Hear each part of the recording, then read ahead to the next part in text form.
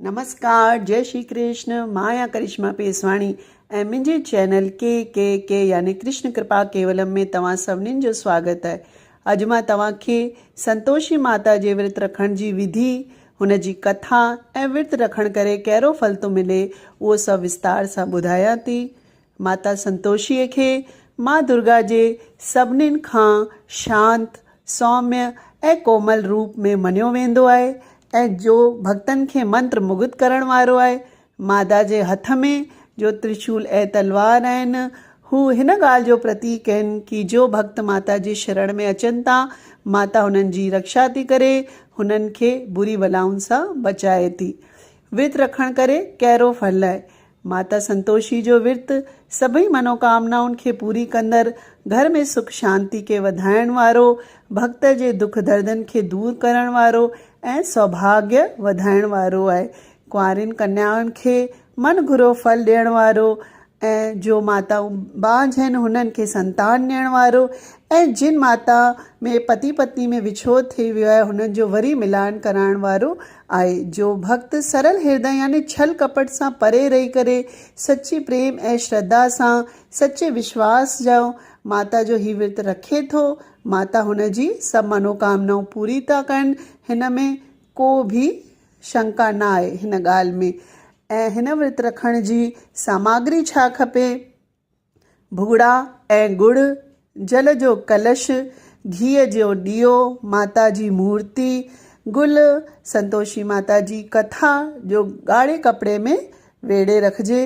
हिन विर्त में हिकु ॻाल्हि जो ही बेहद ख़ासि ख़्यालु रखिणो आहे कि हिन विर्त में खटाई सां परहेज करिणो आहे, यानी विर्त रखण वारो भोजन में कहिड़ी बि खटी शइ, कहिड़े बि खटे पदार्थ जो इस्तेमालु न करे, एकाणो करे, हू बि सात्विक भोजन यानी थूम ऐं बसर जे बिना हिकु टाइम एकाणो करे ऐं विर्त रखण वारो परिवार खे बि खटो पाण ठाहे न खाराए। कोशिशि कजे कि हुननि परिवार जो कहिड़ो बि भाती न खाए खटाई, छो त हुनखे तव्हां प्रसाद ॾींदा, या त अगरि ईअं नथो थिए त तव्हां हुननि खे प्रसाद न ॾिजो, सिर्फ़ु तव्हां विर्त रखण वारो पाण ई खाए। ऐं हिन जे अलावा गांइ माता खे तव्हां फुल्को ऐं प्रसाद ॾेई सघो था। 16 जुम्मा लगातार इहो विर्त रखी करे पोइ विधि विधान सां उद्यापन कबो आहे। हुन ॾींहुं प्रसाद में नारेल भी रखिबो आहे, छो लाइ मनोकामना पूरी करण ते पाण नारेल ज़रूरु भञंदा आहियूं। हुन खां पोइ 8 ॿारनि खे भोजन कराइजे। भोजन में हुननि खे खीर पूड़ी खाराइजे या जो बि सात्विक भोजन बि कराए सघो था जो बिना खटाई जो हुजे, इहो ख़ासि ख़्यालु रखिजो। ऐं हुननि खे खाराए करे फल या कोई बि उपहार दक्षिणा में ॾिजे। कैश दक्षिणा में न ॾिजे त थी थो सघे कि तव्हांजे ॾिनल पैसनि मां हू खटाई वठी करे खाइनि, त हिन करे तव्हां हुननि खे फल या उपहार ई ॾिजो। हाणे हिन विर्त रखण जी कहिड़ी विधि आहे त जुमे ॾींहुं मथे खां सनानु करे यानी वार धोई करे सनानु करे पंहिंजे घर जे पूजा मंदिर में माता जी मूर्ति जे अॻियां हथ जोड़े हिन 16 जुमे जो विर्त जो संकल्प वठिजे ऐं प्रार्थना कजे कि मुंहिंजी मनोकामनाऊं पूरी थिए ऐं मुंहिंजो विर्त बिना के विघ्न जे माता पूरो कजो ऐं मुंहिंजी पूजा स्वीकार कजो। पोइ कथा करे प्रसाद पाण खाई, अगरि घर में प्रसाद ॾियो था त बसि हिन ॻाल्हि जो ख़्यालु रखिजो कि केरु खटाई न खाए। पोइ कथा कजे ऐं उहो पाणी जो कलश आहे जो छंडो तव्हां घर में हणिजी सघो था। हाणे मां तव्हांखे संतोषी माता जी कथा ॿुधायां थी जो हिन प्रकार आहे। हिकु ॿुढी माता खे 7 पुट हुआ। 6 पुट कमाईंदा हुअसि, 7 पुट निकम्मो हो। ॿुढी 6 पुटनि खे खूब खाराईंदी हुई, बाक़ी 7 पुट खे जूठो बचियल खाधो ॾींदी हुई। 7 पुट खे हिन ॻाल्हि जो पतो न हो, पर हुन जी ज़ाल हिन खे इन ॻाल्हि खां वाक़ुफ़ु कयो। जॾहिं हुन पुट खे इहा ख़बर पई त पंहिंजे ज़ाल खां मोकिलाए कमाइण लाइ परदेस हली वियो। पंहिंजे ज़ाल खे मुंडी निशानी ॾिनई ऐं संदसि ज़ाल छेणे सां भरियल हथ पतीअ जे पुठीअ ते निशानी तौरु थोपियो। परदेस में हिन शाहूकार वटि नौकरी मिली वई ऐं हिन जे अचण सां शाहूकार जो ॾाढो भाॻ लॻो। शाहूकार हिन खे अधु भाईवार कयो ऐं हिन वटि बेशुमार धन कठो थी वियो। हाणे हुन जी ज़ाल जो हाल ॿुधो। उहा ॾाढो दुखी गुज़ारण लॻी। सॼो घर जो कमु कंदी हुई, तॾहिं बि हुन खे झूठी पारोथी रोटी खाइण में मिलंदी हुई। हिकिड़े ॾींहुं झंगल मां काठियूं कटण वई। रास्ते में माता जे मंदिर में ज़ालूं माता जी कथा ॿुधी रहियूं हुयूं।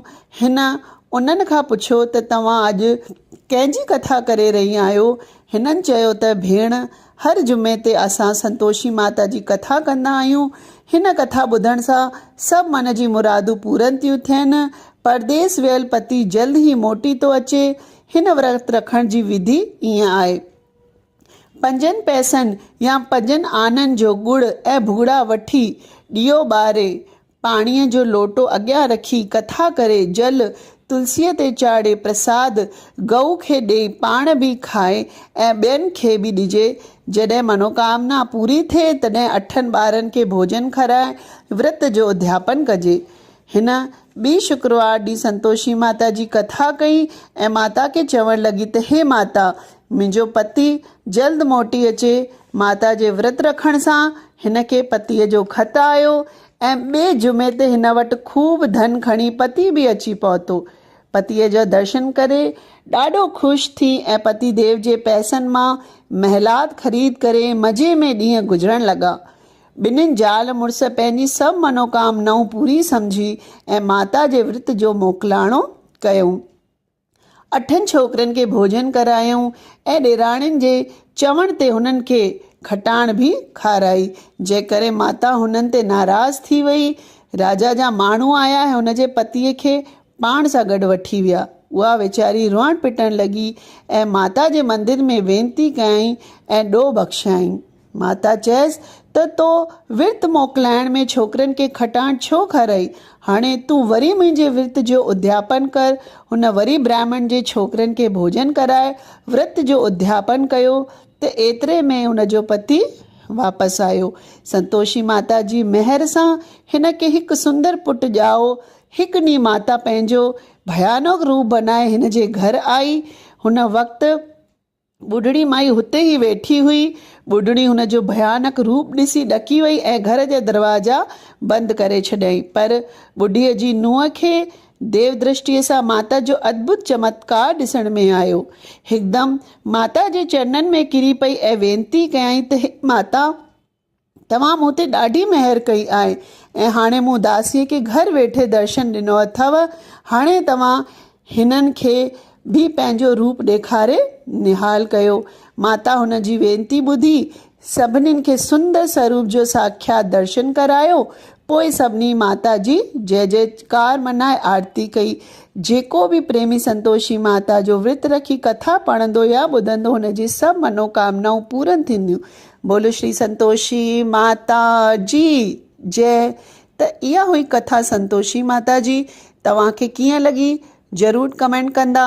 ऐं अगरि तव्हां पहिरियों दफ़ा मुंहिंजे चैनल खे ॾिसो पिया त तव्हांजी जानकारी लाइ मां ॿी कथाऊं कयूं आहिनि, जीअं सूमर जी कथा, विस्पति जी कथा ऐं ॿी घणेई कथाऊं सिंधीअ में आहिनि, जंहिंजो लिंक हे डिस्क्रिप्शन में ॾिनल आहे। तव्हां ज़रूरु ॾिसजो।